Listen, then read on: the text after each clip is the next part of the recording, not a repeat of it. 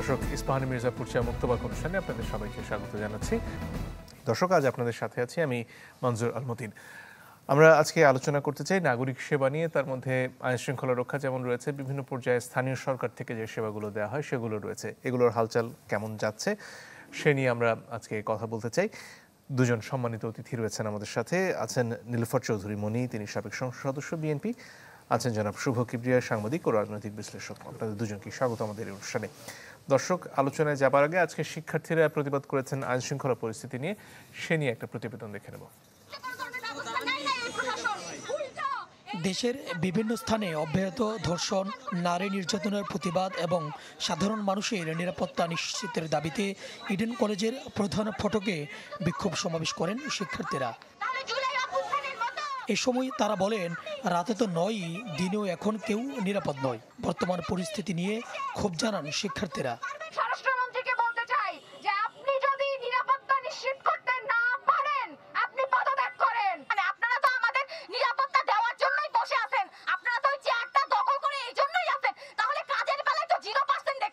প্রশ্ন তোলেন প্রশাসনের সক্ষমতা নিয়ে। অরাজক পরিস্থিতিতেও প্রশাসন নির্বিকার বলে অভিযোগ করেন তারা। সংস্কারের জায়গায় সংস্কার হচ্ছে, কিন্তু এই যে আমাদের যে অনিরাপত্তা একটা বিষয়, এটা তো আসলে অনিরাপত্তাই রয়ে গেল। আমাদের চাওয়া হচ্ছে এই সরকারের কাছে যেন আমরা নিরাপত্তা ফিল করি। ছিনতাই, ডাকাতি ও সব ধরনের অরাজকতার বিরুদ্ধে প্রতিবাদ মিছিল করেছেন সরকারি তিতুমির কলেজের শিক্ষার্থীরাও। সরকারকে সকলের আগে মানুষের নিরাপত্তা নিশ্চিত করতে হবে। আমাদের এই সোনার বাংলায় যেন আর কোনো আমার মা বোন ধর্ষণের শিকার না হয়। নিরাপত্তা আন্দোলন কর্মসূচি পালিত হয়েছে ব্র্যাক বিশ্ববিদ্যালয়েও। এ সময় বিভিন্ন স্লোগানে লেখা প্ল্যাকার্ড দেখে প্রতিবাদ জানান তারা।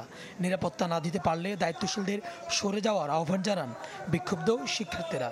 আমরা ঘর থেকে বের হওয়ার পর থেকে পুরোটা টাইম বাসায় ব্যাক করার আগ পর্যন্ত নিজেদেরকে সম্পূর্ণরূপে অনিরাপদ বোধ করছি। যে কোনো বয়সী মেয়েরা আজকাল ধর্ষণের শিকার হচ্ছে, কিন্তু সে তুলনায় আমরা কোনো শাস্তি, দৃষ্টান্তমূলক শাস্তি আমরা দেখতেছি না। এদিকে একই দাবিতে রাজু ভাস্কর্যের সামনে প্রতিবাদ সমাবেশ করেন ঢাকা বিশ্ববিদ্যালয়ের সচেতন শিক্ষার্থীরা। এদিকে সম্প্রতি আইনশৃঙ্খলা পরিস্থিতির অবনতিকে বিচ্ছিন্ন ঘটনা বলছেন স্বরাষ্ট্র উপদেষ্টা। রাজশাহীর সারদার 40তম বিসিএসের শিক্ষানবিশ সহকারী পুলিশ সুপারদের প্রশিক্ষণ সমাপনী কুচকাওয়াজ শেষে তিনি বলেন, দায়ীদের আনা হবে শাস্তির আওতায়। এই যে যেটা বললেন যে অমন এরকম দুই একটা ঘটনা কিন্তু সব সময় ঘটতেছে এবং আগেও ঘটছে, ভবিষ্যতে যেন না ঘটে এই জন্য আমরা চেষ্টা করে যাচ্ছি। এই ব্যাচে প্রশিক্ষণার্থী ছিলেন 66 জন। সমাপনী কুচকা আওয়াজে অংশ নেন 57 শিক্ষানবিশ সহকারী পুলিশ সুপার। শুরুতেই জনাব শুভ কিবরিয়া, আপনার কাছে আসতে চাই। এই মুহূর্তে অপারেশন ডেভিল হান্ট চলছে, সেনাবাহিনী সহ যৌথ বাহিনীর অভিযানগুলো চলছে। একই সাথে আইন শৃঙ্খলার বিভিন্ন ক্ষেত্রে ব্যত্যয়ের ঘটনা আমরা দেখছি, ছাত্রছাত্রীরা প্রতিবাদ করছেন। সরকারের তরফ থেকে এই যে বিচ্ছিন্ন ঘটনা উপদেষ্টা যেটা বললেন, সেটা কি খুব ক্লিশে শোনাচ্ছে? ধন্যবাদ।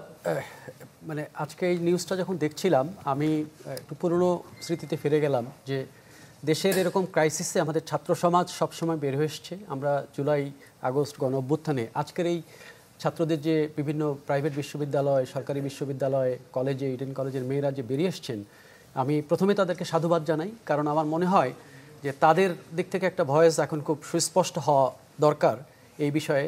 এবং পাশাপাশি যখন আমরা স্বরাষ্ট্রমন্ত্রীর উপদেষ্টার বডি ল্যাঙ্গুয়েজ দেখলাম, এটা খুবই হতাশাজনক, খুবই নিন্দাজনক, খুবই ন্যাক্কারজনক। এরকম একটা ঘটনা ঘটছে, উনি সেটাকে বলছেন যে দু একটি ঘটনা শাস্তি দেওয়া হবে। মানেটা কি? এটা দিয়ে উনি কী বোঝাতে চাচ্ছেন? যখন আপনি ডেভিল হান্ট অপারেশন চালাচ্ছেন, তখন এইরকম ডেভিলরা, ইতিহাসের নৃশংসতম ডেভিল কাজ করে বেড়াচ্ছে, বাস থামিয়ে মহিলাদের ধর্ষণ করছে, ডাকাতি করছে, রাহাজানি করছে, আর আপনি বলছেন যে দু একটি ঘটনা। আমার মনে হয় শুধু তার পদত্যাগ না, তার শাস্তি দাবি করছি আমি। কারণ এরকম ঘটনা ক্ষমতায় থেকে এই কথা বলা খুবই ন্যাক্কারজনক, খুবই অসম্মানজনক। প্রত্যেকটা যে ছেলেমেয়েরা আজকে আন্দোলনে নেমেছে, তাদের প্রতি এক ধরনের অসম্মানের ইঙ্গিত উনি দিলেন। এটা খুবই হতাশাজনক। আমি জানি না এর পেছনে কি উদ্দেশ্য আছে। আমার কাছে এখন মনে হচ্ছে যে যখন মাঠে আইনশৃঙ্খলা বাহিনী উপস্থিত, সেনাবাহিনী উপস্থিত, সড়কগুলোতে পাহারা থাকার কথা, সেখানে এরকম ঘটনা ঘটছে, এটি কি কোনো পরিকল্পিত ঘটনা? এটি কি ভবিষ্যতে রাজনীতিকে ভিন্ন পথে নিয়ে যাওয়ার কোনো ইঙ্গিত? সেই আশঙ্কাটা আমার আছে। আমার এই পরিস্থিতি দেখে মনে হচ্ছে। এটা যদি ধরেন প্রথম দিকে হতো, সরকার দায়িত্ব নেওয়ার 2 মাস 3 মাসের দিকে যখন এই ঘটনাগুলো ঘটেছিল, তখন আমরা বলছিলাম যে এগুলো আওয়ামী লীগের ষড়যন্ত্রও যদি হয়ে থাকে, সেইটাকে প্রতিহত করতে 8 মাস সময়ের পরেও যদি সরকার ব্যর্থ হয়, তাহলে এই ব্যর্থতার দায় খুবই ভয়াবহ। এই কারণে যে মানুষ নির্বাচন চায়, মানুষ সংস্কার চায়, কিন্তু তার আগে চায় মানুষ তার জীবনের নিরাপত্তা। আজকে বিশেষ করে মেয়েদের ব্যাপারে যে ঘটনাগুলো ঘটছে, যে ছাত্রী বোনরা কথা বললেন, তাদের কথার সাথে আমি একমত। আমার নিজের পরিবারে আমি নিজেও সেদিন রাত্রেবেলা পাবনা থেকে ঢাকা শহরে যখন আসলাম, 5:30টার সময় নামলাম, আমি 1 ঘন্টা 1.5 ঘন্টা বসে থাকলাম যে আমি কোনো সাহসই পেলাম না যে এই রাস্তায় আমি যাবো, কে আমাকে আটকাবে। এবং আমি আস্তে আস্তে দেখলাম রাস্তায় আমি কোনো পুলিশ দেখি নাই, রাস্তায় আমি কোনো নিরাপত্তার জায়গা দেখি নাই। যে কেউ দাঁড়িয়ে যদি আমাকে ছিনতাই করতে পারতো অনায়াসে। তো এইরকম একটা কেন এরকম পরিস্থিতি তৈরি করা হচ্ছে? এই রকম যখন আমরা বড় বড় কথা বলছি, আমরা সংস্কারের কথা বলছি, আমরা নির্বাচনের কথা বলছি, আমরা রাজনৈতিক রূপান্তরের কথা বলছি, আমরা অর্থনৈতিক রূপান্তরের কথা বলছি, তখন কারণ এই নিরাপত্তা না থাকলে তো আপনার অর্থনীতি অচল হয়ে যাবে। আপনি তো আমাদের ব্যবসায়ীদের কথা যখন শুনি, তখন তো তারা প্রথমত এখন বলছেন নিরাপত্তার কথা। তো সুতরাং এইটি খুব গুরুত্ব দিয়ে সরকারকে বিবেচনা করা উচিত। এবং আমার মনে হয় যে প্রধান উপদেষ্টা এগুলো দেখেন কিনা তার গোচরে আনা উচিত, এবং একজন শক্তিমান, সাহসী, এই চ্যালেঞ্জ গ্রহণে সক্ষম স্বরাষ্ট্র উপদেষ্টা আমাদের দরকার। আমার মনে হয় সেটাই আজকের আবেদন হওয়া উচিত। কিন্তু শুধু উপদেষ্টার রদবদল হলেই কি যে সমস্যাগুলোর কথা দিন ধরে বলা হচ্ছে, বিশেষত পুলিশ বাহিনী নিয়ে সরকারের শুরু থেকে যে বক্তব্য, যে এখানে এমনভাবে আওয়ামীকরণ করা হয়েছে যে সেখান থেকে বেরিয়ে আসতে সময় লাগবে, এখানে সংস্কার প্রয়োজন, নাকি আরও কোথাও আসলে এখানে সমস্যা থেকে গেছে? এই বিশেষ করে সেনাবাহিনী তো রাস্তায় রয়েছে, তারা কেন পারছে না? আমার ধারণা যে কোথাও একটা সমন্বয়হীনতা। এই জন্য স্বরাষ্ট্র উপদেষ্টা তো লিডার, আসলে এই পুরো কাজটার একটা লিডার, উনি রাজনৈতিক নেতৃত্ব দেওয়া, এবং এই পুরো কাজটা এখানে সমন্বয়হীনতা একটা দেখা যাচ্ছে। আরেকটা হচ্ছে যে এতদিনে তো পুলিশ প্রশাসনের উপর একটা নিয়ন্ত্রণ সরকারে এসছে বলে আমার মনে হয়। এটা সিভিল প্রশাসন এবং সরকার যে সমস্ত পদক্ষেপ নিচ্ছে, ধরেন এই যে ডিসিদেরকে সরিয়ে দিল, এসপিদেরকে অ্যারেস্ট করছে, সরিয়ে দিচ্ছে, তার মধ্যে তো একটা নিয়ন্ত্রণ তার আসার কথা। এখনো যদি না আসে, এখনো যদি, তাহলে এই প্রশ্ন আবার তুলতে হয়, এখনো যদি আপনার নিয়ন্ত্রণ না আসে, নিয়ন্ত্রণ কবে আসবে? আপনি বলছেন ডিসেম্বরে ইলেকশন করবেন, তাহলে এই অনিয়ন্ত্রিত ব্যবস্থা নিয়ে আপনি কিভাবে নির্বাচন করবেন? নির্বাচনের প্রথম ক্রাইটেরিয়া তো হচ্ছে মানুষকে কনফিডেন্স দিতে হবে, একটা ভালো নির্বাচন হবে, আইন শৃঙ্খলা পরিস্থিতি, মানুষ যাতে ভোট দিতে যেতে পারে সেই নিরাপত্তাটুকু তাকে দিতে হবে। তারপরে কত রকমের কনফ্লিক্ট একটা নির্বাচনের মধ্যে থাকে। তো প্রথমত তো আইন শৃঙ্খলা, এবং আইন শৃঙ্খলা হচ্ছে মানুষের মনে একটা নিরাপত্তার আস্থা তৈরি করা। এই ন্যূনতম আস্থাটুকু যদি আমি না দিতে পারি, তাহলে আর বাকি যা কিছু বলছেন এটা অসম্ভব, এটা মানুষ অ্যাকসেপ্ট করবে না। সুতরাং, এবং এটা কিন্তু একদম লোয়ার এন্ডের। আপনি যে রিক্সাওয়ালার সঙ্গে কথা বলেন, আমি আজকেও 2-3 জন রিক্সাওয়ালার সাথে কথা বলছি, তাদেরও একই অবস্থা। কারণ সে যখন করে যাচ্ছে, আমি আপনাকে একটা ঘটনা বলি, আমি নেত্রকোনাতে গিয়েছিলাম, রাত্রে 12:30 বাস থেকে নেমেছি। তো যে রিক্সায় আমি যাচ্ছি তাকে আমি বললাম যে তুমি যে রাত্রেবেলা ঘুরছো, তোমার কোনো সমস্যা হয় না? বলে যে আমরা তো শহরের, খুব একটা অসুবিধা হয় না। তারপরে আমাকে নামিয়ে দেখে সিটটা উঠিয়ে বললো যে দেখেন আমার এখানে আমি 2টা দাও রেখেছি, যদি কোনো অ্যাটাক হয় এটার প্রস্তুতি আমার একটা আছে। তো এখন মানুষ কি প্রত্যেকের দাও নিয়ে ঘুরবে? আমরা কি দাও নিয়ে ঘুরবো? আমরা কি অস্ত্র নিয়ে ঘুরবো? এটা তো হতে পারে না। সুতরাং একটা নিরাপত্তার কনফিডেন্স দিতে হবে, এবং আমি মনে করি এটাকে একদম নাম্বার 1 প্রায়োরিটি হিসেবে দেখা উচিত। জি, নীলোফার চৌধুরী মনি, আপনার কাছে পর্যায়ে আসতে চাই। এই 5 তারিখের পরে থানা লুট হওয়া, সেখান থেকে অস্ত্র চলে যাওয়া, এবং সেখান থেকে বিপুল পরিমাণ অস্ত্র এখনো উদ্ধার করা যায়নি। অস্ত্র উদ্ধারের অভিযান হয়েছে, কিছু অস্ত্র উদ্ধারও হয়েছে, কিন্তু বেশ কিছু অস্ত্র বাইরে থেকে গেছে, সেটা একটা ব্যাপার। ডাকাতির কিছু ঘটনা আমরা দেখেছি। এর পাশাপাশি রাজনৈতিক দলগুলো বা সাধারণ মানুষও একেবারে শুরুর দিকে রাস্তায় নেমে নিজেদের নিরাপত্তার ব্যবস্থা করেছিলেন, কিন্তু সেটা তো আর চিরকাল সম্ভব নয়। এই মুহূর্তে যে অবস্থা রয়েছে, সেখানে আসলে রাজনৈতিক দলগুলোর বা সাধারণ মানুষের দিক থেকে কি কিছু করার আছে? ধন্যবাদ আপনাকে। যারা শুনছেন আমার শুভেচ্ছা, অভিনন্দন, আমার সহ-আলোচককে শুভেচ্ছা। দেখেন, ভীষণ খারাপ অবস্থায় দেশ যাচ্ছে, আমরা যাচ্ছি এই সময়টা। আজকের দিনে 6 মাস চলে গেল 5 আগস্টের পরে। আমাদের কিন্তু এমন করে কথা বলার কথা ছিল না। আমরা স্বপ্নে ছিলাম, বিভোর ছিলাম, আপনিও ছিলেন। সেইটা যে এরকম হবে এটা আমরা চিন্তা করিনি। এইটা অনেক সময় ওই যে রবীন্দ্রনাথ বলেছিলেন না, যে রেখেছ বাঙালি করে মানুষ করনি। আমাদের অবস্থাটা অনেকটা এরকম হয়েছে। আপনি যে কথাটা বললেন যে একটা সময় রাজনীতিবিদরা বা অনেকেই সাধারণরাও জায়গায় জায়গায় গিয়ে পাহারা দিয়ে, কিন্তু এই 5ই আগস্টের পরে যে ধরনের কথাগুলো আসছে, ভেসে ভেসে বেরিয়েছে যে এইখানে ডাকাতি হচ্ছে, ওই মহল্লায় লুট হচ্ছে, এইসব, তখন কিন্তু পাহারা দিয়েছে। কিন্তু পাহারা তো এমন না, রাষ্ট্র থাকা অবস্থায় প্রতিদিন প্রতি জায়গায় সবসময় পাহারা দেওয়া এটা সম্ভব না। আর রাষ্ট্র যদি নিচে থেকে নিজে যদি না করতে চায় তাহলে কতক্ষণ আপনি পাহারা দিয়ে রাখবেন? তাহলে তো আর সেটা রাষ্ট্র হলো না। আপনি যাদের কাছে আজকে ক্ষমতাটা হস্তান্তর করা হয়েছে তাদের সঙ্গে সব জনগণ, আমরা যারা রাজনীতি করি বা সাধারণ নাগরিক, আমরা কোনো প্রতিবাদ করি নাই বলেই কিন্তু তাদের ম্যান্ডেটটা ছিল। এটাও কিন্তু মৌনতাও এক ধরনের ম্যান্ডেট। তো যারা আসলেন তারা কিন্তু যদি প্রথমেই এসে আইনের অনুশাসনটা চালু করতেন, হ্যাঁ তারা বলবেন যে অস্ত্র চুরি হয়েছে, পুলিশ ঠিক মতো আসে নাই, কিন্তু তারপরেও তো পুলিশ তো একটা সময় পর্যন্ত আসছে। আর যারা আসে নাই 1-200, তারা কখনোই আর আসবে না। তো সেই জায়গায় তারা সরকার কতটুকু করেছে? সরকার কোনো জায়গায় নিয়ন্ত্রণ রাখতে পারে না। কি দ্রব্যমূল্যে, কি আইন শৃঙ্খলায়, কি আইনের অনুশাসন, কি আপনার বিচার বিভাগে, কি বিচারহীনতায়, কোনো একটা জায়গা নাই যে সরকার ওইখানে প্রতিভা সাক্ষ্য রেখেছে। অথচ আমাদের নেতা জনাব তারেক রহমান সাহেব বলেছিলেন যে এই সরকার ব্যর্থ হওয়া মানে, এই সরকার মানে আমাদের সরকার, এই সরকার ব্যর্থ হওয়া মানে আমাদের ব্যর্থতা।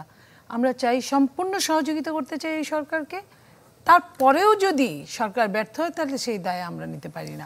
এই আইন শৃঙ্খলার ব্যাপারে আসলে কিভাবে রাজনৈতিক দলগুলো সহযোগিতা করতে পারে? হ্যাঁ, সেটা এই কথাটাই বললাম যে তারপরেও যদি, এটা কিন্তু উনি এই কারণেই বলেছিলেন, এখন আমার মনে হয় যে তারপরও যখন ওটা আসছে তার কারণ হচ্ছিল যে সরকার যদি আমাদের না ডাকে, আমরা তো বেসরকারি, আমরা রাজপথের বিরোধী দল।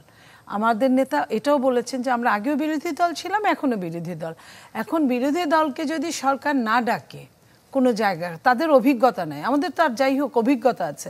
আমরা 5 জনে মিলে 5টা সবগুলো রাজনৈতিক দল কিংবা এটার পাশে যদি সমাজের একটা শ্রেণীর মানুষ, বুদ্ধিজীবী মহল, তারা যদি, কিংবা যারা সাবেক আমলা ছিল, অনেক দিন চাকরি করেছে, তাদের অভিজ্ঞতাগুলো দিয়ে আপনার উন্নত দেশগুলোতে দেখেছি, আপনি নিশ্চয়ই জানেন যে যারা রিটায়ার্ড করে জাজরা, বিচারপতিরা, তারা কিন্তু আলাদা ওই গাড়ি টাড়ি ধরলে ওদের জন্য আলাদা একটা আপনার আদালত থাকে। ওরা কিন্তু অনারিয়াম একটা লামসাম নেয় অথবা নেনও না, তারা কিন্তু এই সব কাজগুলো করেন। তো এদেরকে তো ডাকতে হবে, ডাকলে কিন্তু ওনারা স্ব-উৎসাহেই কিন্তু আসতো। কিন্তু এই সরকারের তো এই ধরনের কোনো টেন্ডেন্সি কাজ করে নাই।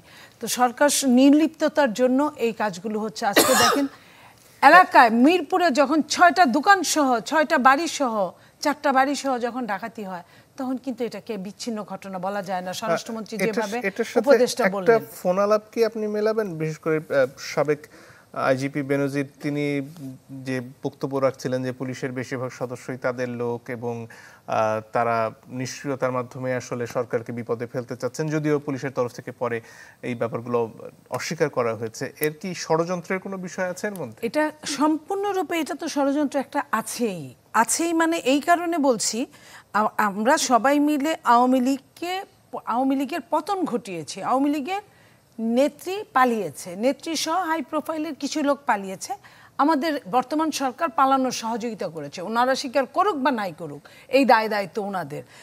কিন্তু সমস্ত আওয়ামী লীগ কিন্তু বাংলাদেশেই আছে এবং 13.5 লক্ষ, প্রায় 13.5 লক্ষ আমলা মানে কর্মচারীদের মধ্যে 10.5 লক্ষ 15.5 বছরে নিয়োগকৃত প্রায়। তো এই মানুষগুলোকে একদিনে হটানো যেমন সম্ভব না, তো ওই আওয়ামী লীগের তাদের ঘর ভর্তি কিন্তু টাকা, এই কথাগুলো আপনাদের মাধ্যমে কিন্তু আমরা প্রায় সময় এসে বলেছি। তাদের না টাকাগুলো সিজ করা হয়েছে, না তাদেরকে আইনের আওতায় আনা হয়েছে, বিচারের আওতায় আনা হয়েছে। তাদের একটা আপনার আইওয়াস হিসেবে 2-4 জনকে অ্যারেস্ট করেছে, যেগুলা আপনার ডেভিল, মানে ডেভিল হান্টেড ডেভিলরা না, এই নাতিপতি ডেভিল, একদম এগুলাকে ওইভাবে ধরা যায় না। তো মেন ডেভিলগুলোকে আপনি রেখে দিয়েছেন। নির্বাচনে অংশ নেয়া রিটার্নিং কর্মকর্তা যারা ছিলেন, জেলা প্রশাসক, তাদের 22 জনকে বাধ্যতামূলক অবসর, বাকিদের ওএসডি করার কথা যে বলা হচ্ছে, এটা কি কোনো বার্তা দেবে প্রশাসনে? এটা আপনার ওই বলে না যে সাগরের মধ্যে 1 বালতি পানি ফেললে সাগরের কিছুই আসে যায় না, কিছুই আসে যায় না। এটা বার্তা হতো যদি সবাই মিলে, যে আর যারা যারা এর আওতায় পড়বে প্রতিদিনই যদি একটা করে আপনার এই বাধ্যতামূলক অবসর অথবা শাস্তির জায়গায় যদি নিয়ে যেত, যে প্রতিদিনই 10-20 জন করে একসঙ্গে নেওয়া সম্ভব হচ্ছে না, প্রতিদিনই 10-20 জন নিচ্ছে, আবার প্রতিদিনই চুক্তিভিত্তিক নিয়োগ হচ্ছে। আপনার মনে পড়ে যে মোদি যখন পাওয়ারে আসছিল প্রথম, তখন কিন্তু ওদের দেশের অন্যায়কে সরানোর জন্য প্রথমে 1000 টাকার নোটগুলোকে একদম পাল্টিয়ে ফেলেছিল। আমরা কিন্তু এটাও বলেছিলাম যে ঠিক আছে, ওদের টাকা পয়সা আমরা যদি না বের করতে পারি, অন্তত পক্ষে আপনার যদি আপনার টাকার নোটটাকে যদি চেঞ্জ করে, যার ঘরে 100 কোটি টাকা আছে, এখন কিন্তু এটা কোনো ব্যাপারই না রেখে দেওয়া বিভিন্নভাবে, তো সে কিন্তু একদিনে কিন্তু এতগুলো টাকা চেঞ্জ করতে পারতো না।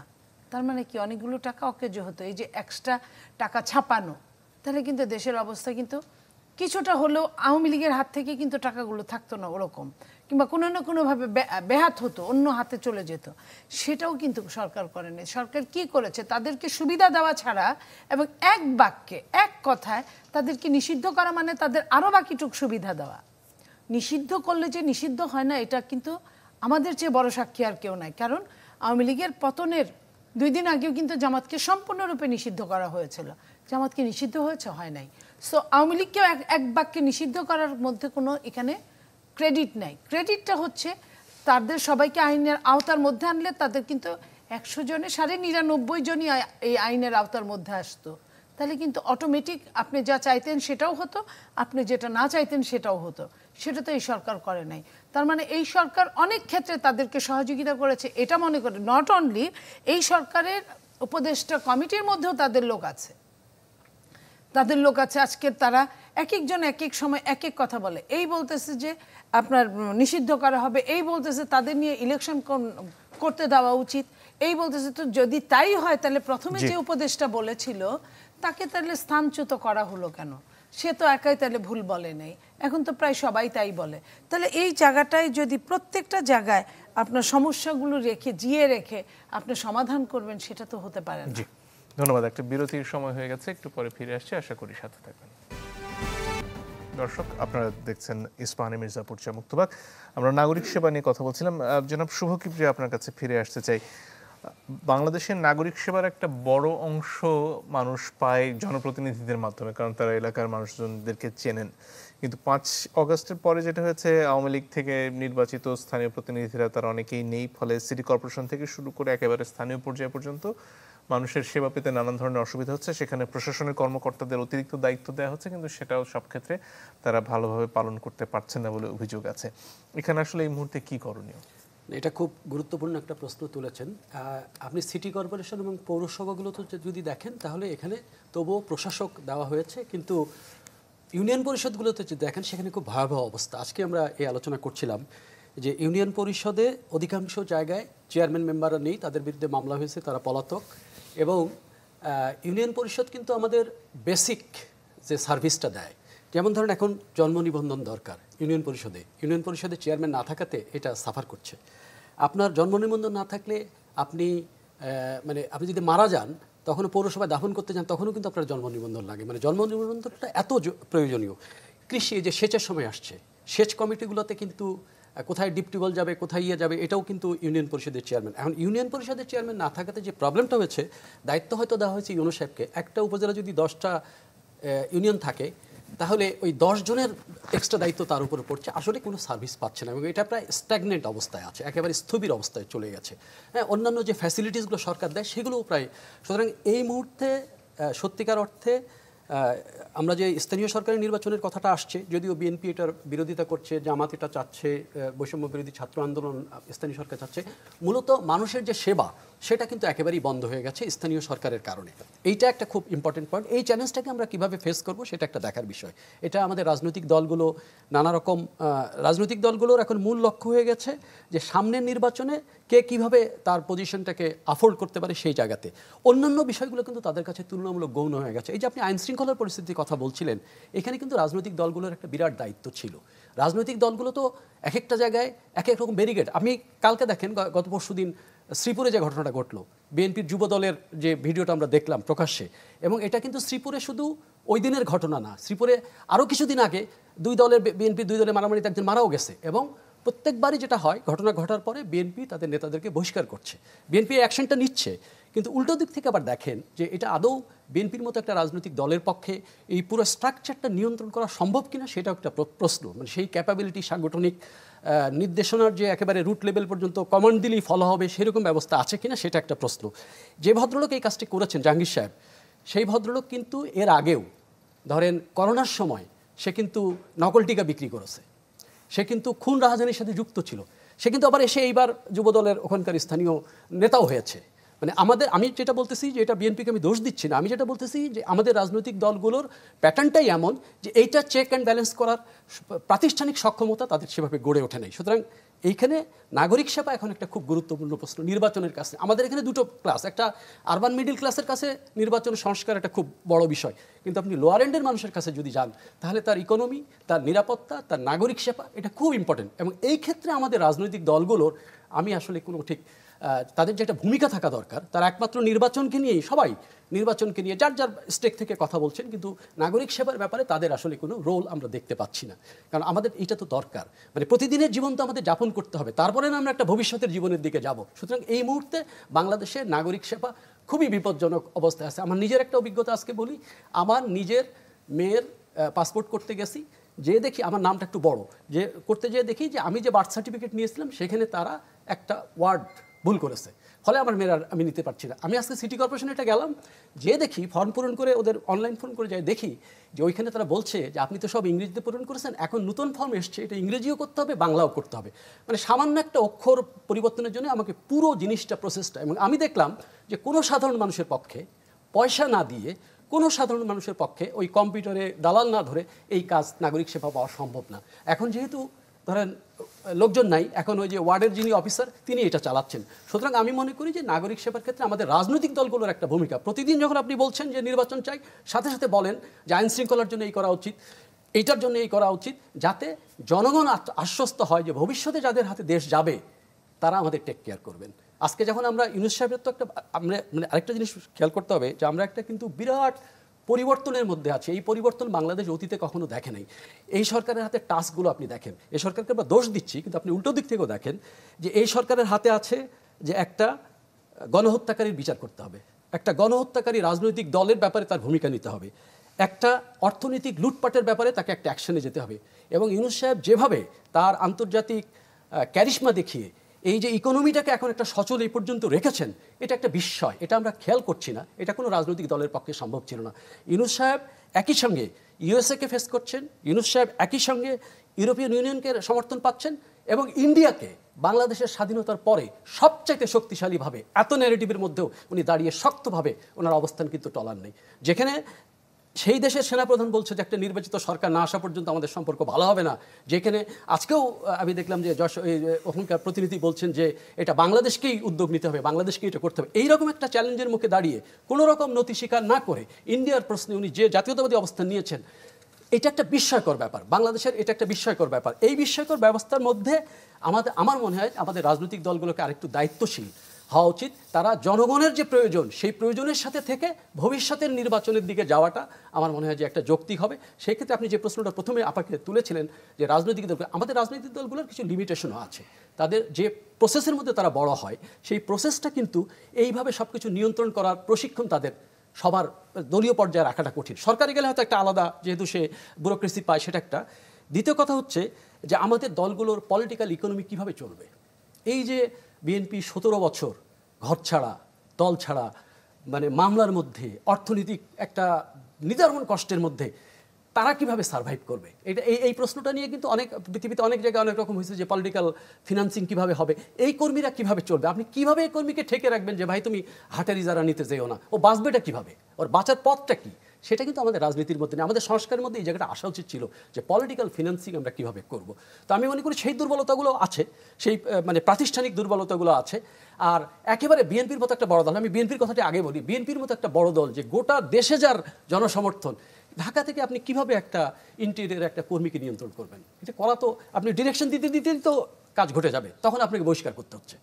ঠিক আছে, কারণ সামনের নির্বাচনে তো অনেক প্রশ্ন আছে, একটা সুশীল ইমেজ নিয়ে যাওয়াটাও একটা প্রশ্ন, যে না আমি ভাই ভোটে যাচ্ছি, আমাকে ভোট দাও, আমি তোমার নিরাপত্তা দেব, অতীতে যা ভুল ত্রুটি হয়েছে হয়ে যাক, কিন্তু ভবিষ্যতে আমি একটা সুন্দর দেশ তোমাকে দেব, এবং তোমরা যে আত্মাহুতি দিয়েছো সেই আত্মাহুতির উপর দাঁড়িয়ে আমরা একটা ভবিষ্যৎ বিনির্মাণ করব। এটা একটা বড় চ্যালেঞ্জ রাজনৈতিক দলগুলোর মধ্যে জন্য আর কি। তো এই ক্ষেত্রে এখন রাজনৈতিক দলগুলো সংস্কার চাচ্ছে, নির্বাচন চাচ্ছে, যা চাচ্ছে তার সাথে দেশের নাগরিক সেবার যে প্রতিদিনের যে ঘটনা, দেখেন রাজনৈতিক দলগুলো কিন্তু আপনি একটু খেয়াল করে দেখেন, এই যে আইনশৃঙ্খলা পরিস্থিতির ব্যত্যয় ঘটছে গত কয়েকদিন ধরে, এবং বিশেষ করে মেয়েদের উপরে বাসের মধ্যে যখন এইসব ঘটনা ঘটছে, এগুলো কিন্তু পুরো জাতির মনস্তত্ত্বে একটা অসাধারণ অশনি সংকেত দেয়, মানে বিপজ্জনক অশনি সংকেত দেয়। এই ক্ষেত্রে কিন্তু রাজনৈতিক দল একটা মানববন্ধন করতে পারতো, ইউনূস সাহেবের সাথে দেখা করতে পারতো, স্বরাষ্ট্র উপদেষ্টার সাথে দেখা করতে পারতো। শেষে কারা আসলো? আবার দেখেন ছাত্ররা চলে আসলো। এই বিশ্ববিদ্যালয়ের ছাত্ররাই কিন্তু এই দাবিটাকে নিয়ে এসে সামনে আবার আজকে আলোচনার বিষয়বস্তু করে ফেললো। সুতরাং ভবিষ্যতে এই নতুন ছাত্রদের মনোভাবকে জনগণ কিভাবে গ্রহণ করে, সেটাও রাজনৈতিক দলগুলোর জন্য একটা চ্যালেঞ্জ হতে পারে। জি, ধন্যবাদ। নীলুফার মনি, আপনার কাছে ফিরে আসি। এই যে ধরুন শুধু ফেনীতে এই 42 ইউপি চেয়ারম্যান আত্মগোপনে আছেন, এবং এদের কাছে তো জন্ম নিবন্ধন, মৃত্যু নিবন্ধন থেকে শুরু করে বিবিধ নাগরিক সেবার জন্য যেতে হয়, এবং আরও নানান যে ধরনের সরকারি সুবিধা, তারা যেহেতু স্থানীয় পর্যায়ের মানুষ, তারা এলাকার মানুষজনকে চেনেন, তাদের মাধ্যমে অনেক কিছু নিয়ন্ত্রিত হয়। সেক্ষেত্রে বিএনপির যে অবস্থান রাজনৈতিকভাবে, যে স্থানীয় সরকার নির্বাচন আগে নয়, আগে জাতীয় সরকার নির্বাচন এবং জাতীয় নির্বাচন, এবং সেটাও তো ডিসেম্বর নাগাদ হতে যাচ্ছে, সেটার ব্যাপারেও এক ধরনের রাজনৈতিক ঐকমত্য বোধহয় দেখা যাচ্ছে। সেক্ষেত্রে এই বছরটা আসলে কিভাবে পার করবেন সাধারণ মানুষ? দেখেন, এটা সত্যি যে একটা ডিজাস্টার যখন হয় তখন কিন্তু সব কিছুই সে তছনছ করে দিয়ে যায়। সুন্দরবনের উপর যখন আইলা হলো, তারপরে কিন্তু সুন্দরবন যে আবার ঘুরে দাঁড়াতে পারবে এটা কিন্তু অনেকেই চিন্তা করে নাই, কিন্তু মিরাকেল ঘুরে দাঁড়িয়েছে। ঠিক তেমনই বাংলাদেশের উপর যে ডিজাস্টারটা হয়ে গেল, সেটা কিন্তু সব জায়গায় তাকে আঘাত করেছে, প্রত্যেকটা সেক্টরে আঘাত করেছে, প্রত্যেকটা স্টেক হোল্ডারই এখানে কিন্তু সাফার করেছে। এখন আপনার মনে করেন যে জাতীয় নির্বাচনের 300 এমপি নাই, 350 এমপি নাই, স্থানীয় নির্বাচনে হাজার হাজার প্রতিনিধি নাই, সেটার মধ্যেও কিন্তু 6 মাস চলে গেল। আপনার জাতীয় নির্বাচনের একটা ডেট হবে 2-3 মাসের মধ্যে, স্থানীয় নির্বাচন কিন্তু 2-3 মাসে হয় না। স্থানীয় নির্বাচন করতে গেলে আপনাকে 1.5-2 বছর লাগে, 1.5-2 বছর। আপনার 4টা স্থানীয় নির্বাচন করতে হবে, আপনার উপজেলা, ইউনিয়ন পরিষদ, আপনার পৌরসভা এবং সিটি কর্পোরেশন, 4টা, এবং 4টার জন্য বিভিন্ন দিনক্ষণ নির্ধারণ করতে হয়। একদিনে এটা নির্বাচন সম্ভব না, বাট জাতীয় নির্বাচনটা একদিনে সম্ভব। জাতীয় নির্বাচনটা যদি হয়, যেটা সবচেয়ে উপরের দিকের, সেই তার পেছনে কিন্তু এটা একটা ছাতার মতো, আমব্রেলার মতো, প্রত্যেকটা হুকের মতো বিভিন্ন মেম্বার চেয়ারম্যানরা, তো তারা কিন্তু একটা নিয়ন্ত্রণের মধ্যে রাখতে পারার চেষ্টা করতে পারে, গেল একটা। 2 নাম্বার হলো যে আপনার যদি স্থানীয়তে যান, তাহলে আপনাকে 2 বছর 2.5 বছর টাইম আপনাকে বেঁধে দিতে হবে, এর কোনো অন্যথা নাই। আপনার কখনো গরম আসবে, কখনো বর্ষাকাল আসবে, সেটার দিকেও চিন্তা করতে হবে। আবার ইলেকশন আপনার 15 দিন পরে পরেও যদি একটা নির্বাচন দেন, সেখানে আবার সহিংসতার ব্যাপার আছে। কারণ সংস্কার বলতে যদি সবচেয়ে বেশি কিছু করতে হয়, সেটা কিন্তু স্থানীয় সরকারের সংস্কার সবচেয়ে বেশি জরুরি, কারণ ওইখানেই সবচেয়ে মানে অশোভন কার্যকলাপগুলো দেখা যায়। সেই জায়গায় আপনার প্রশাসন দিয়েই, যেহেতু প্রশাসন দিয়ে আপনার এমপির কাজও চালানো হচ্ছে, আপনার কি মনে করেন সংসদে কি আপনার প্রশাসন চলছে না, যা ছিল তাই হচ্ছে না? শুধু আপনার এমপিরা নাই, এমপিরা যা করে সেখানে কি ডিসিএসপিরা করছে না? আপনি এমনও জেলা যে প্রায় প্রত্যেক জেলায়, এমনও না, প্রায় প্রত্যেক জেলায় 200-250 মতো প্রতিষ্ঠান আছে, যে প্রতিষ্ঠানগুলো প্রত্যেকটার প্রতিষ্ঠানে অ্যাডহক ভিত্তিতে ডিসি ওইখানের চিফ, উনারও তো একটা দিন কাল আছে, কিন্তু তারপরেও তো চলে যাচ্ছে, যেভাবেই হোক উনি চালাতে পারছেন, বা ডিসিএসপি যারাই যেভাবেই করুক।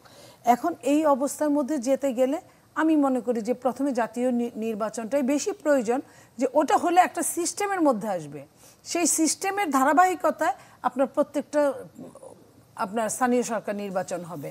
তো সেইখানে যারা স্থানীয় সরকারের উপর এত বেশি গুরুত্ব দিচ্ছে, তারা কিন্তু যত না ওই প্রশাসন করতে পারবে কি পারবে না ওটার জন্য দিচ্ছে, তার চেয়ে অনেক বেশি তারা তাদের নিজেদের ভাগ্যের জন্য দিচ্ছে। এই কারণে যে তারা মনে করে যে স্থানীয় সরকার হতে হতে অনেক দিন টাইম লাগবে, এতক্ষণ টাইমের মধ্যে আমি নিজেকে দাঁড় করাতে পারবো, আমি পাশ করে যাব, হয়তোবা আপনার এই ধরনের যে স্বপ্ন দেখতে তো দোষের কিছু নাই, কিন্তু তারা কতটুকু পারবে এটা জনগণই জানে। আমি আপনাকে একটা কারণ বলতে পারি, আওয়ামী লীগের অত্যাচার বাংলাদেশের প্রত্যেকটা মানুষ অনুভব করেছে, এবং তার মধ্যে সবচেয়ে বেশি অনুভব করেছে বিএনপিকে এত রকম টর্চার করেছে যে এটা বলার মতো না।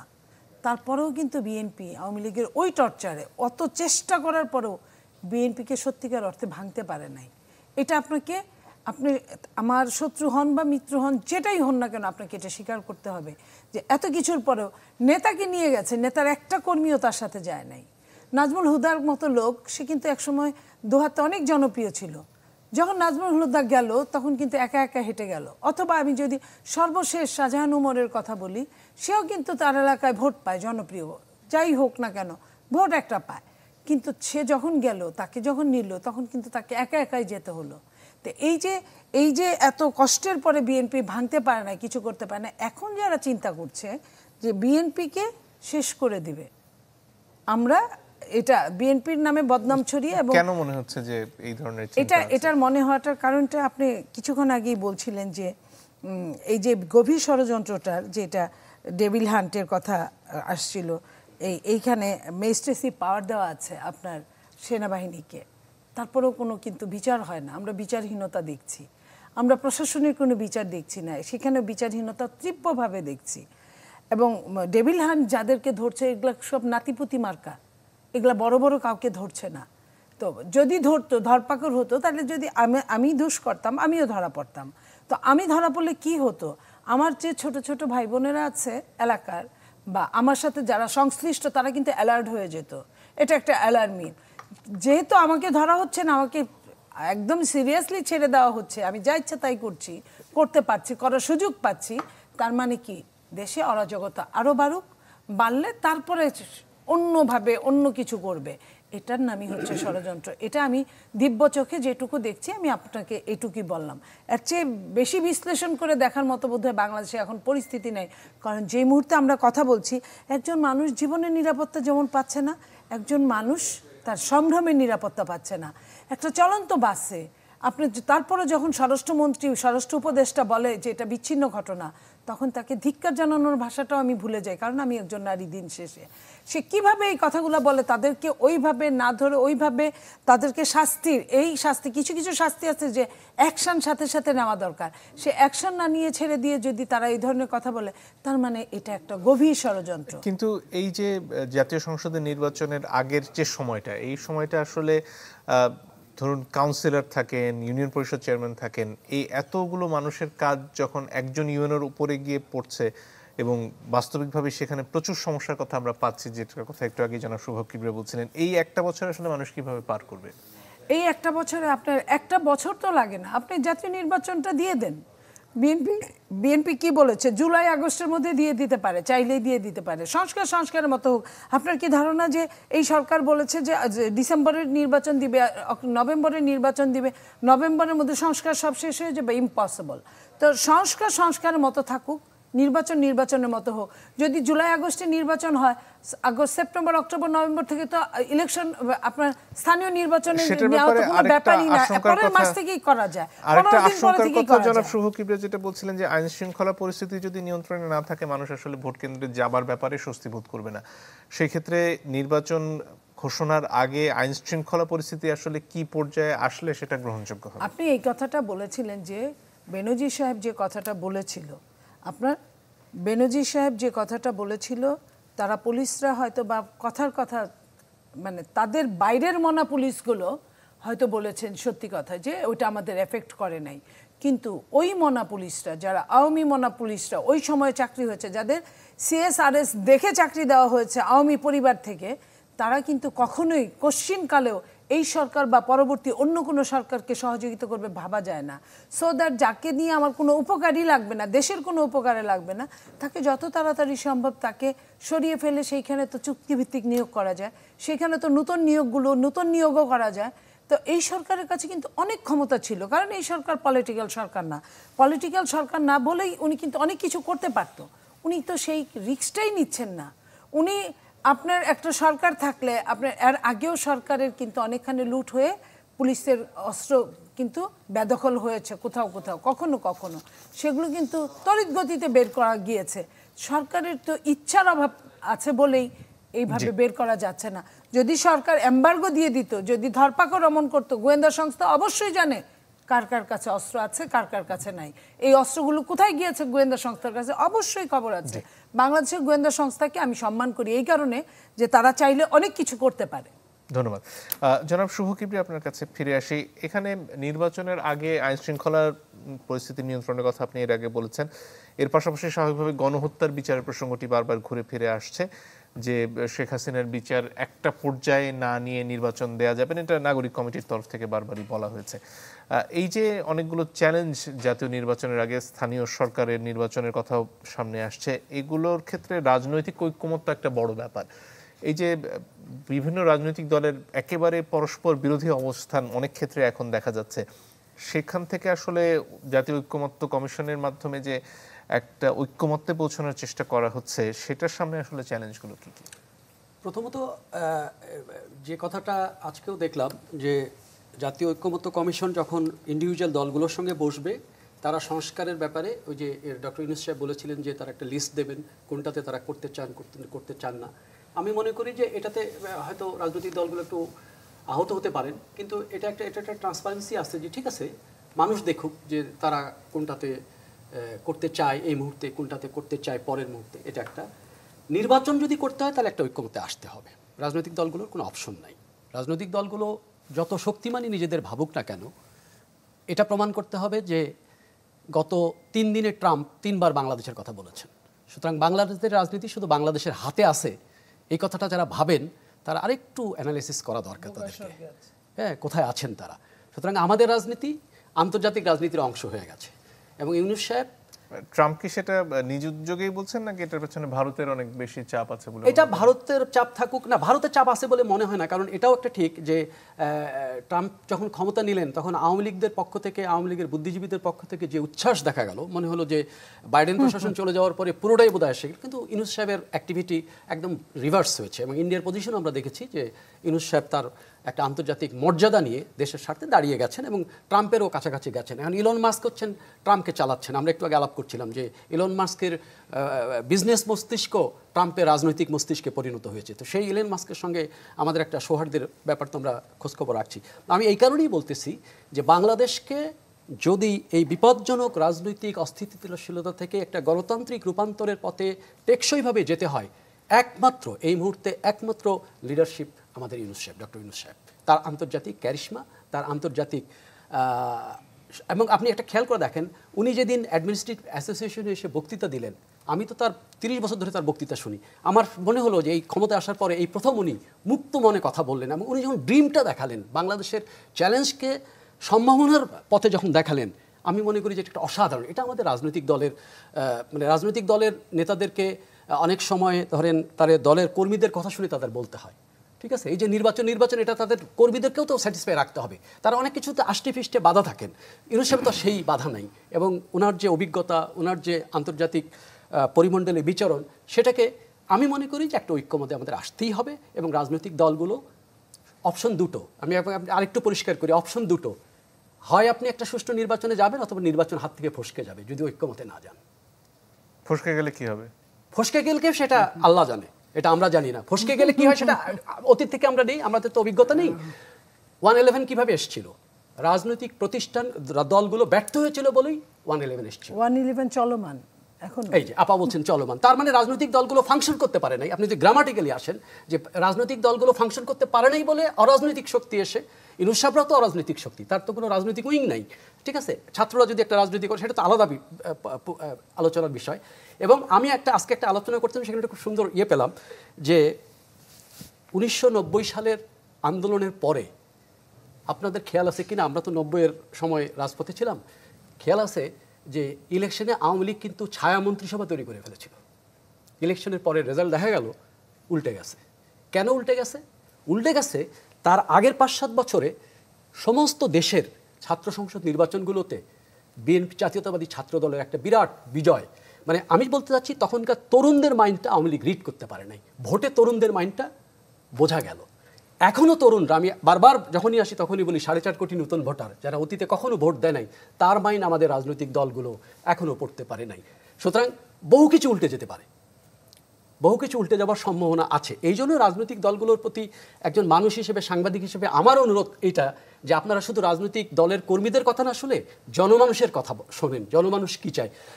1976 সালে, আপনার খেয়াল আছে কিনা জানি না, 1976 সালে প্রেসিডেন্ট জিয়াউর রহমান সাহেব ইউপি নির্বাচন দিয়েছিলেন। That was the first time. 1978 সালে উনি দল করেন। তা আমি একজনকে জিজ্ঞেস করলাম যে উনি ইউপি নির্বাচনের বুদ্ধি পাইলেন কোথা থেকে? তো বলছেন যে উনি তো হাঁটতেন, মানুষের কাছে যেতেন, উনি কথা কম বলতেন, শুনতেন বেশি।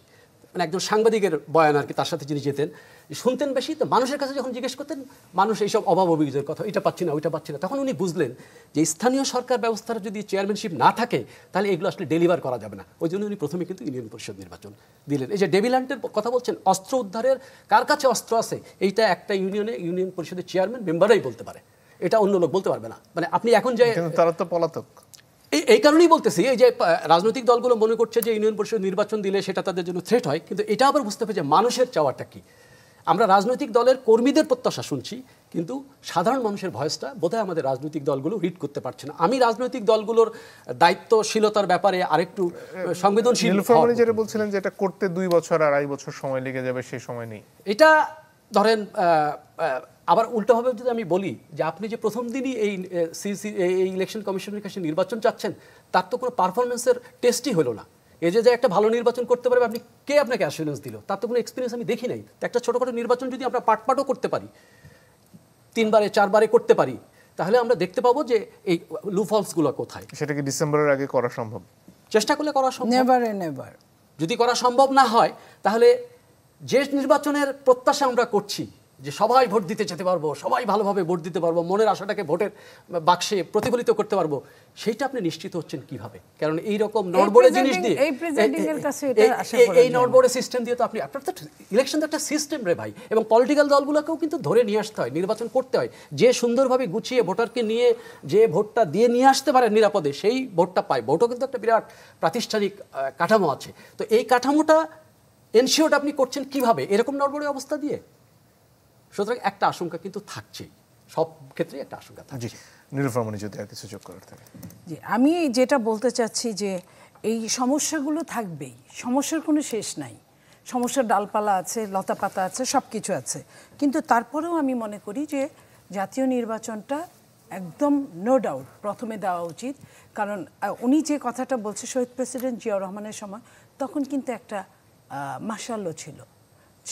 উনি যে সময়টার কথা বলেছেন, উনি হেঁটেছেন, তখনও দল করেন না, উনি ওনার কথায় যেটা হলো। আপনি তো বলেন যে এখন 111 চলছে। এখন 111 আর মাশাআল্লাহ কিন্তু এক জিনিস না। মাশাআল্লাহটা ছিল আর্মিদের হাতে, সৈনিকদের কাছে, আর এই 111 চলছে। 111 কিন্তু সৈনিকরা সামনে থেকে নেপথ্যে একটা সরকার দিয়ে চালিয়েছে সেই 111-এ, আর এখন সামনেও নাই, কিন্তু আমরা বুঝতে পারছি, ডেভিল হ্যান্টন বুঝতে পারছি, কিন্তু ওনারা ছেড়ে দিয়ে বসে আছেন।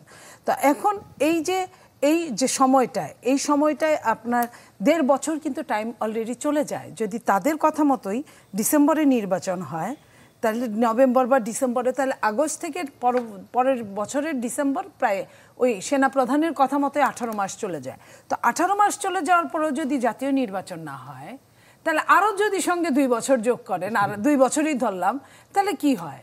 এটা তাহলে কেমন হলো? তাহলে তো একটা ইলেক্টেড সরকারের মতোই তাদেরকে সময় দেওয়া হলো। মাঝখানে জাতীয় নির্বাচনটা হলো, মাঝখানে জাতীয় নির্বাচন, এটা একটা যখন টান দিবেন, ধরবেন, তখন কিন্তু আর হবে না। তখন জাতীয় নির্বাচন স্থানীয় তেল আর পানি একখানে মিশে না। 2টা নির্বাচন, একজন স্থানীয় নির্বাচনের মেম্বার চেয়ারম্যান চাইলেই কিন্তু তার এমপিকে পাশ করাতে পারে না। সে যত জনপ্রিয় হোক আর যত অজনপ্রিয় হোক, সে কোনোভাবেই তার ভোটটা, তার লোকগুলা তাকে এমপি সিলেকশনের সময় ভোট দেয় না। সো দ্যাট এখানে তেল আর জল, তো তেল আর পানি যদি না মিলে থাকে, তাহলে আগে ইলেকশনটা যদি দিতেই হয়, আমার মনে হয় যে বড়দের নির্বাচনটা বড়দের নিয়ন্ত্রণে থেকে তারপরে আপনার স্থানীয় সরকারটা আস্তে ধীরে হোক। আস্তে ধীরে মানে পরের দিন থেকে আপনি শুরু করেন, আপনি কিন্তু না করলেন না। আর একটু আগে জনাব কিবরিয়া যে আশঙ্কার কথা বলছিলেন, যে ধরুন জামাত এক ধরনের শর্ত দিচ্ছে যে এই কাজগুলো না করে নির্বাচনে যাওয়া ঠিক হবে না, নাগরিক কমিটির একটা অবস্থান রয়েছে, বিএনপির ভিন্ন অবস্থান রয়েছে, ঐক্যমত্য না আসলে নির্বাচনটাই ফসকে যেতে পারে, এই আশঙ্কাটার ব্যাপারে আমি যদি মনে করি, ওনার কথার একটা যুক্তি আছে, আমি যদি মনে করি যে ওইখানেও গণতন্ত্র, তাহলে গণতন্ত্রে আপনার রেজিস্ট্রার দল কতগুলো? রেজিস্ট্রার দলে বেশিরভাগ দল যেদিকে থাকুক সেদিকের কথাটাই শোনা যাক, যদি এরকম হয়। এই জন্যই আপনার ইন্টারিম গভর্নমেন্ট এরকম একটা জিনিস থ্রো করে ছেড়ে দিয়েছে, যাতে ক্যাচালটা লাগুক। আপনার জামাতের হিসাব আর বিএনপির হিসাব এক মিলবে না। যে আপনার জামাতের সমমনাদের হিসাব আর বিএনপির হিসাব, বিএনপি সমমনাদের হিসাব এক মিলবে না। বিএনপি যেখানে জাতীয় সরকারের কথা বলেছে, মিলেছিল দীর্ঘদিন। হ্যাঁ, 4 দলীয় জোট যখন ছিল তখন তো মিল ছিল।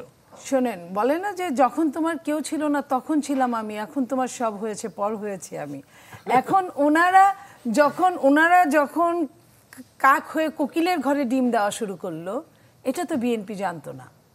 তো কোকিলের ঘরে যে কাকটা ডিম দেয়, আমি মনে করি কাফিরের চেয়ে মুনাফিক বেশি ডেঞ্জারাস। যখন ডিম দেয় বড় হয়ে, তাদের ধারণা কোকিলের বাচ্চা যখন বড় হবে আবার কোকিলের ঘরে ফিরে আসবে। হ্যাঁ, এসেছেও, আমরা দেখছি। তো বিএনপির মধ্যে তো এরকম নাই। দেখেন, একটা ছাত্র দল, যুব দলের নেতা দিনের পর দিন মার খেয়েছে, মরে গিয়েছে, পায়ে ঠেকিয়ে গুলি করেছে, মাথায় ঠেকিয়ে গুলি করেছে, 19টা গুলি করেছে। যেখানে 1-2টা গুলি করলে মানুষ মারা যায়, সেখানে 19টা গুলি করেছে। এটা ভীতি সঞ্চার করার জন্য একটা সরকার।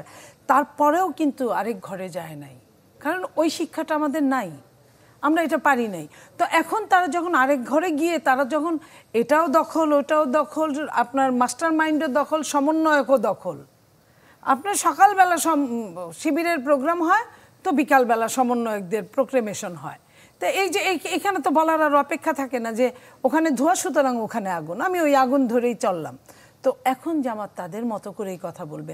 তারা মনে করছে ফেসবুক টুইটারে যে আমরা লিখলেই অনেকগুলা স্ট্যাম্প পরে হাতের, আমরা বোধহয় তাহলে আমরাই পাস, বিজয়ী, এবং এটার জন্য একটুখানি সময় নিলেই হবে, আর বিএনপিকে একটু পচাইলেই হবে। এত সোজা। অনেক ধন্যবাদ। আজকের মতো সময় ফুরিয়ে গেছে। দর্শক, আপনাদেরকে ধন্যবাদ। বিদায় নিচ্ছি আজকের মতো।